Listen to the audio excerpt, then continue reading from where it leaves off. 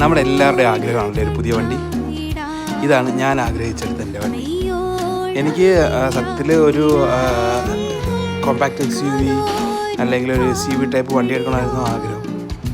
പക്ഷേ സാമ്പത്തികത്തിൻ്റെ പ്രശ്നം ഒക്കെ കൊണ്ട് ഞാൻ എത്തി നിന്നത് നമ്മുടെ ബെലോനയിലാണ്. പക്ഷേ എന്തുവെന്നറിയില്ല, ബെലോനോ ഞാൻ 100% സാറ്റിസ്ഫൈഡ് ആണ് വണ്ടി.